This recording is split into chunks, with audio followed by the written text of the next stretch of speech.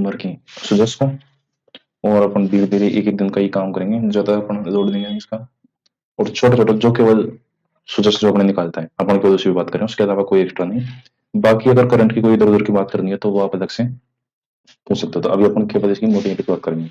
तो 28 नंबर को क्या आया, देखो अपने पास आया कि उर्वरक की कालाबाजारी और अवैध भंडारण के मामले में लाइसेंस रद्द किए जाएंगे।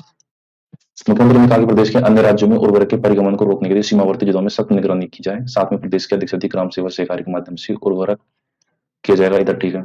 इसके बाद में इधर क्या क्या, इसके बाद में कहा इधर इधर साइड क्या कहा, इधर साइड कहा कि यहाँ पर एक तो रबी की फसल किसकी बुआई की जाएगी। ठीक है, एक तो यहाँ पे किसकी बात की है, एक तो यहाँ पे बोला है कि रबी की फसल की बुआई की जाएगी, रबी फसलों की अग्रिम बुआई की गई, क्योंकि यहाँ पर अच्छी बरसात हुई है। तो यहाँ पर अगर अपन बात करें तो रबी की फसलों की बात की, तो रबी की फसल कौन कौन सी होती है, रबी की फसल देखो अपने पास कौन कौन सी होती है। एक तो रबी की फसल अपने पास जो अपन, एक तो होती है गेहूं, ठीक है, एक होती है अपने पास सरसों, एक होती है अपने पास राई, एक होती है जीरा, एक होती है हल्दी, और इसके अलावा ईसबगोल। और गेहूं वाला, तो गेहूं के साथ में कौन होगा, जो जो भी उसी टाइम पे होता है। ठीक है, सरसों के राई जीरा मोटे मोटे देख लेते हैं, मतलब तो राई हो गया, जीरा हो गया, हल्दी हो गया, ईसबगोल हो गया, और अफीम हो गई। पेपर में जो पूछते हैं उस हिसाब से होता है, मतलब अफीम हो गई एक पेपर में, एक पेपर में पास।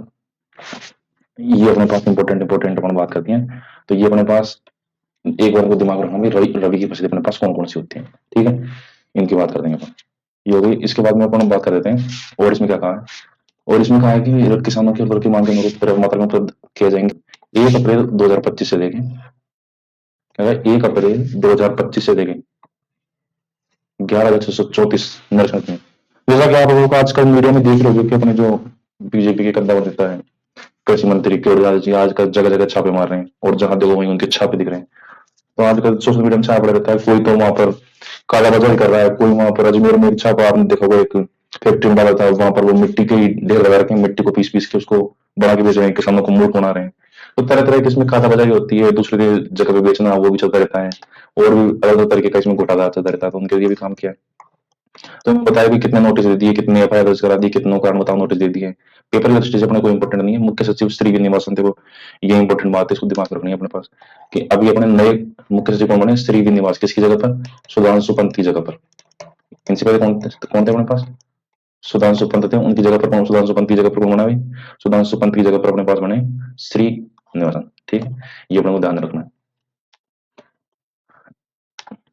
इसके अलावा और क्या हुआ, तो ये भी, इसके अलावा बात है मुख्यमंत्री ने कहा कई बार सही जानकारी के अभाव में उर्वरक की ज्यादा किसान पहले से उनको टेंशन होने लग जाती है कि भाई इकट्ठा कर देते हैं, तो पहले से इकट्ठा करने जाते हैं, तो वो दिक्कत वाली बात नहीं है, ये उन्होंने कहा है। और उन्होंने और फालतू यही बातें की है, और कोई बात नहीं है। इसके बाद में उन्होंने कहा कि महाविचारक महात्मा ज्योतिबा फूले की पुण्यतिथि पर श्रद्धांजलि अर्पित की। तो अपन को ये तो इसमें तो कोई काम की बात है नहीं। इसके अंदर काम की बात ये कि अपन बात कर देते हैं ज्योतिबा फूले के बारे में, अपन बात करते हैं अगर कोई इंपॉर्टेंट है तो महात्मा ज्योतिबा फूले गरीब पिछड़ों महिलाओं के उत्थान समाज, ये आपको पता ही है। तो अपन बात कर देते हैं, तो अपन बात करते हैं कि 1827 में इनका जन्म हुआ। सबसे पहले तो 1827 में जन्म हुआ, और 1827 में जन्म कहाँ पर हुआ, महाराष्ट्र में इनका जन्म हुआ। पत्नी का नाम क्या था, पत्नी का नाम था सावित्रीबाई फुले। ठीक है, पत्नी का नाम क्या था, सावित्रीबाई फुले।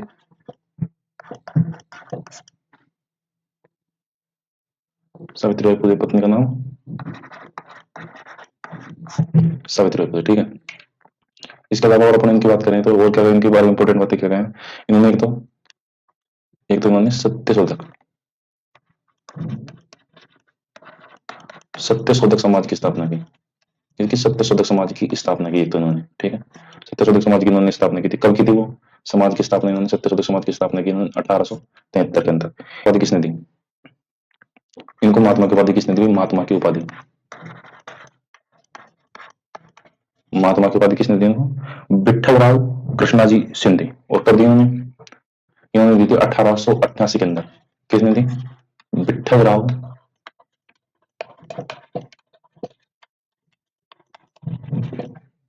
कृष्णाजी शिंदे ने इनको उपाधि दी थी। ठीक है, एक तो ये बात होगी, इसका स्क्रीनशॉट ले सकते हो अगर काम की बात कोई आपको लगे। इसके अंदर थी महात्मा ज्योतिबा फुले योजना, मंडल महात्मा ज्योतिबा फुले योजना।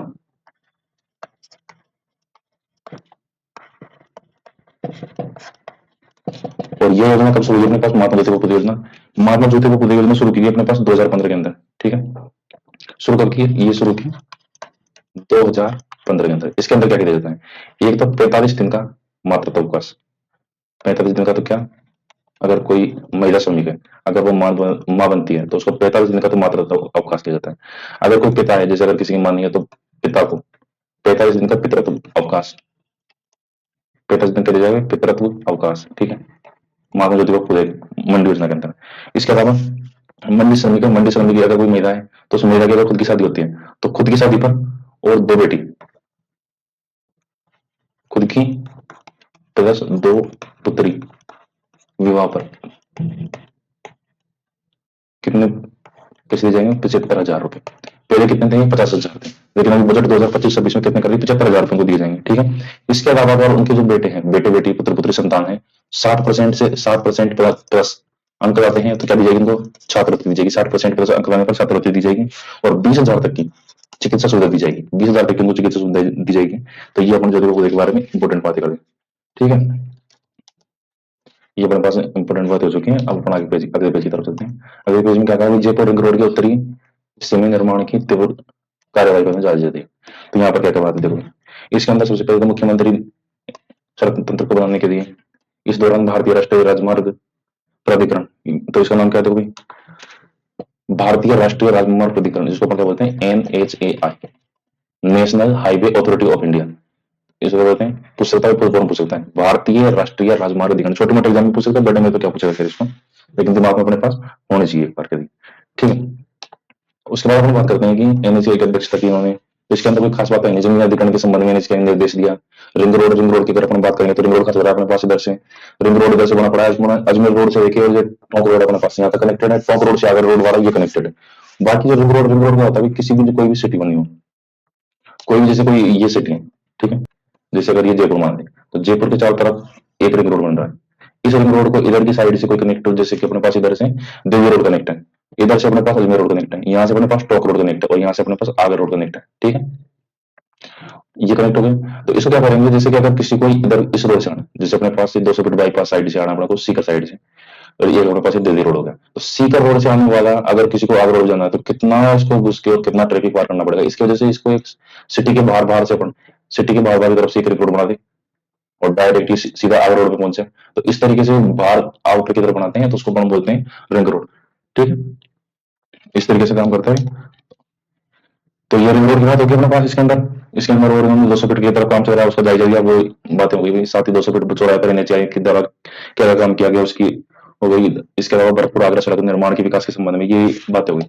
इसके अलावा यहाँ पर बात की है डेयरी एवं दूध संबंधी विकास। यहाँ पर कौन कौन साथ में है, तो दिमाग में एक बार क्लियर रहना चाहिए कि अपने जो पशुपालन गोपालन मंत्री कौन है? जोगाराम कुमावत, ठीक है। ये अपने दिमाग में रहना चाहिए। तो इसके अलावा अपन चलते नीचे,